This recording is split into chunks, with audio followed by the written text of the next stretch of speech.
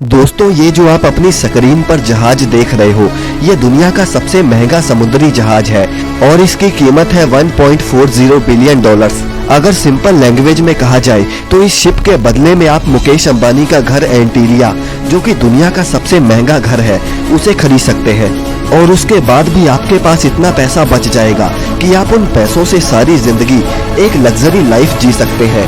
दोस्तों, समुद्र में ऐसे और भी कई बड़े बड़े जहाज हैं जहां पर अगर चाहे तो पूरा का पूरा शहर बस सकता है। लेकिन दोस्तों, क्या आपने कभी ये सोचा है कि समुद्री जहाजों को जब तैयार किया जाता है तो उसे समुद्र में लॉन्च कैसे किया जाता है? और मान लो कि अगर बीच समुद्र में बड़ा सा जहाज खराब हो जाए तो क्या होगा? आज की इस वीडियो में आपको इन सभी सवालों के जवाब मिल जाएंगे। बस आप वीडियो को एंड तक देखिएगा और अगर अभी तक आपने इस चैनल को सब्सक्राइब नहीं किया तो इसे सब्सक्राइब करके अपना काम जरूर पूरा कर दें। तो चलिए वीडियो को शुरू करते हैं। दोस्तों, इन जहाजों को देखकर आपके मन में भी सवाल जरूर आता होगा कि आखिर इतने बड़े बड़े जहाजों को बनाया कैसे जाता होगा। दरअसल इन जहाजों को बनाने में करीब 3 साल का समय लग जाता है।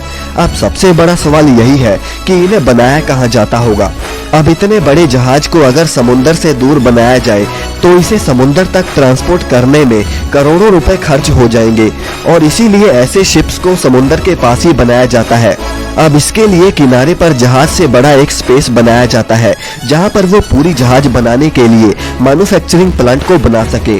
अब उस जगह से सारे पानी को निकालकर उस पानी वाली जगह को ठोस बना दिया जाता है और वहीं पर सारी मशीन्स और वर्कर शिप्स को बनाने का काम शुरू करते हैं और वहीं पर खड़ा किया जाता है कई मंजिला शानदार जहाज। दोस्तों, शिप में हमेशा ब्रॉन्ज धातु का प्रोपेलर लगाया जाता है और हमेशा प्रोपेलर्स की गिनती 1 से ज्यादा ही होती है, क्योंकि जितनी तेज प्रोपेलर घूमेंगे जहाज उतनी ही तेजी से चलेगा। और सिर्फ ब्रॉन्ज मेटल इसलिए यूज किया जाता है कि ब्रॉन्ज धातु कभी खारे पानी में जंग नहीं पकड़ता। दोस्तों, अब जहाज बनकर तैयार हो गया, लेकिन सवाल ये आता है कि इतने बड़े शिप को पानी में कैसे उतारा जाता है। वैसे शिप लॉन्चिंग के समय अगर जरा सी भी गलती हुई तो करोड़ों रुपए का नुकसान हो जाता है। जहाजों को पानी में उतारने के लिए वैसे 4 टेक्निक्स का इस्तेमाल किया जाता है, जिनमें से सबसे पहली है फ्लोटिंग आउट टाइप लॉन्चिंग। दोस्तों, फ्लोटिंग आउट लॉन्चिंग में जिस जगह को समुद्र किनारे जहाज बनाने के लिए खाली किया गया था उसे दोबारा पानी से भर दिया जाता है और उसे समुद्र के पानी से मिलाकर जहाज को धीरे धीरे पानी में लाया जाता है। अब नंबर 2 पर है ग्रेविटेशनल टाइप लॉन्चिंग। इस तरह की लॉन्चिंग में जहाज को समुद्र किनारे लाकर ट्रेन की पटरी जैसे स्ट्रक्चर पर सेट किया जाता है और सबसे पहले स्ट्रक्चर पर ऑयलिंग और ग्रीसिंग करी जाती है ताकि फ्रिक्शन को कम किया जा सके और जहाज आसानी से पानी में चला जाए। अब इसे ग्रेविटेशनल इसलिए कहा जाता है कि जब जहाज को स्ट्रक्चर पर रखा जाता है तो उसके बाद का काम ग्रेविटी खुद करती है। अब दोस्तों, नंबर 3 पर है एयर बैग लॉन्चिंग। दोस्तों, ये शिप लॉन्चिंग का सबसे सिंपल तरीका है। इसमें सिलेंडर जैसे बड़े बड़े एयर बैग्स पर जहाज को रखा जाता है और उनके साथ ही लुढ़कता हुआ जहाज पानी में चला जाता है। अब इसके बाद नंबर 4 पर है मैकेनिकल टाइप लॉन्चिंग। दोस्तों, ये तरीका सबसे खतरनाक तरीका है और इसीलिए बड़े जहाजों को इस तरीके से पानी में नहीं उतारा जाता।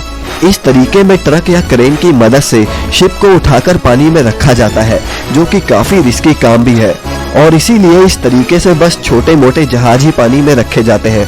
अब दोस्तों, आइए हम बात करते हैं कि क्या होगा अगर कोई बड़ा सा शिप समुद्र के बीचों बीच खराब हो जाए। दोस्तों, अगर ऐसा होता है तो शिप पानी के बहाव के साथ बहना शुरू कर देगी। वैसे तो आजकल शिप में हमेशा 2 इंजन होते हैं, जिससे अगर एक इंजन काम करना बंद कर दे तो दूसरा टेम्परेरी इंजन काम में आ जाता है। और मान लो कि अगर दोनों ही इंजन खराब हो जाए तो फिर शिप में हमेशा एक इंजीनियर होता है और उसके पास हमेशा एक्स्ट्रा पार्ट्स होते हैं जिन्हें वो इमरजेंसी के समय इस्तेमाल करके ठीक कर सकता है। अब अगर मान लो कि शिप में वो जरूरी पार्ट ना भी हो, फिर शिप वालों को एक टग बोट अरेंज करनी पड़ती है, जिससे वो टग बोट उस खराब शिप को खींचकर किसी नजदीक के पोर्ट तक ले जाते हैं। तो दोस्तों, ये था आज का वीडियो। वैसे अगर आपको मौका मिले तो आप एरोप्लेन से ट्रैवलिंग करना पसंद करेंगे या फिर शिप से, हमें कमेंट में जरूर बताएं। और इस वीडियो से अगर आपने कुछ नया जाना हो तो इसे लाइक करके चैनल को सब्सक्राइब करना ना भूलें।